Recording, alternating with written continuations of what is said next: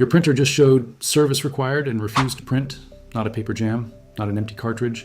It just stopped. And if you called Epson or Canon support, they told you to bring it to an authorized service center or buy a new one. Believe it or not, there is a counter buried in your printer's firmware that has been counting every single cleaning cycle since the day you took it out of the box. When that counter hits a number an engineer decided on years ago, the printer locks itself permanently. Unless you know what the counter actually measures and the 3 ways to clear it, the first of which costs nothing and takes 60 seconds. That is exactly what this video covers. Here is what is actually happening inside your printer right now. Every inkjet printer, Epson, Canon, Brother, HP, needs to flush its print nozzles periodically to keep them clear. Ink dries, air bubbles form. If the nozzles clog, print quality degrades and the print head can fail permanently. So the printer runs cleaning cycles. It runs one every time you power it on. It runs one every time you change a cartridge. It runs them on a background schedule you cannot see or disable. And on Epson EcoTank models specifically, it runs an especially aggressive initialization cycle the very first time you set the printer up, pulling ink through the entire internal system from scratch to prime the lines. That initial setup sequence on most EcoTank models consumes between 30 and 50% of the ink in the starter fill. You have printed 0 pages, nearly half your ink has already gone somewhere. It went into the waste ink absorber, a dense foam pad or felt sponge sitting in a small tray inside the bottom of the printer chassis. Every cleaning cycle pushes excess ink off the printhead nozzles and into that pad. That pad is the waste ink absorber, and it has been collecting ink since the moment you set the printer up.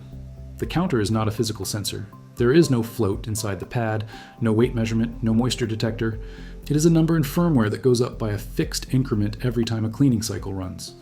When the firmware decides the number is high enough, it assumes the pad is saturated and shuts the printer down. Not slows it down, not warns you. Shuts it down completely with a service-required error that cannot be cleared from the control panel. The critical detail is this: the counter counts cycles, not actual ink volume. A printer, used primarily for photos, triggers longer, more ink-intensive cleaning cycles and hits the limit faster. A printer that gets switched off at the wall and powered back on every day logs a full initialization cycle each time, the same aggressive startup sequence as the first day you used it. 2 identical printers, used differently, can trip the counter with the physical pad at completely different saturation levels.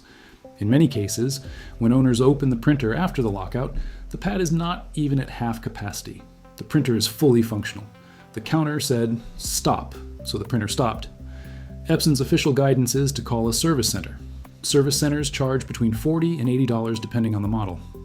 On a printer that originally cost $65, that math makes no sense. Here is what Epson does not tell you on that call. They publish a one-time reset utility on their own support website. Free, no login required, no purchase. It communicates with your printer over USB and resets the waste ink counter to 0 in under a minute.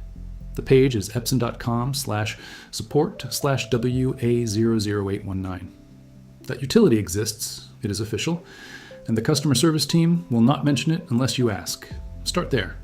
If your counter has not been reset before, that page handles it for nothing. Before you run the reset, make one decision. Are you also replacing the physical pad? The counter resets regardless of pad condition.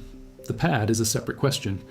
If the printer is under 3 years old and used moderately, a few dozen pages a week, mostly documents, the pad is almost certainly not saturated. Reset the counter and keep printing. If the printer is older, heavily used for photos, or you just want to do this once properly and forget it for another 5 years, replace the pad at the same time.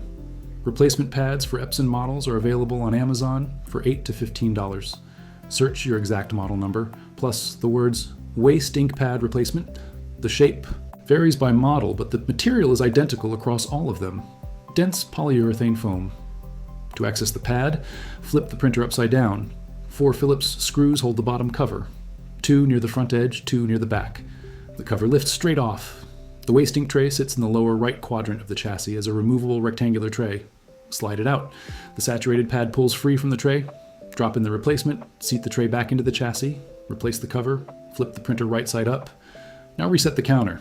If the free Epson utility has already been run on your printer once, it will not run a second time. The tool logs usage. Your next option is the WIC Reset Utility at wic.support. The software downloads free and checks your counter percentage at no charge. You can see exactly where your counter sits before spending $1. A single reset key costs $9.99. Enter the key with the printer connected. The software resets the counter. The printer is unlocked. Total cost with a new pad, roughly $18 to $20.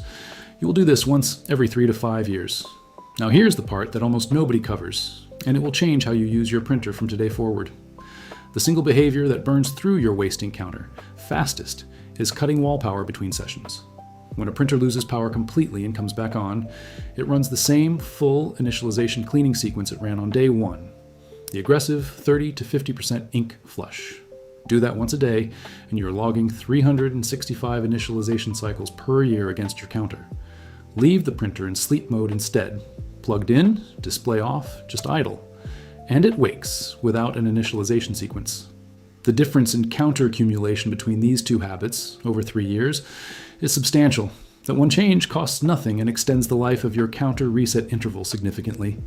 Canon printers carry an identical system under different error codes. Error 5.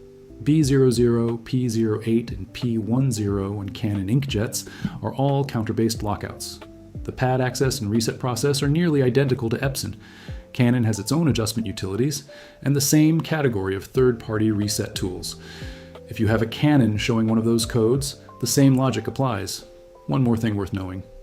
In France, consumer protection legislation ruled that programming a fully functional device to stop working at a preset counter constitutes planned obsolescence. Epson was required under French law to offer counter resets through authorized channels for free. In Canada and the United States, no equivalent legislation currently exists. The buried utility at epson.com/support/WA00819 is the closest thing North American customers have to that protection. And almost nobody knows it is there. Your printer is not broken. The pad may not even be close to full. There's a number in firmware that someone decided was the end of your printer's life. And you now know exactly how to change it. Thanks for watching. If this saved you from a trash run, share it with someone who needs it. See you in the next one.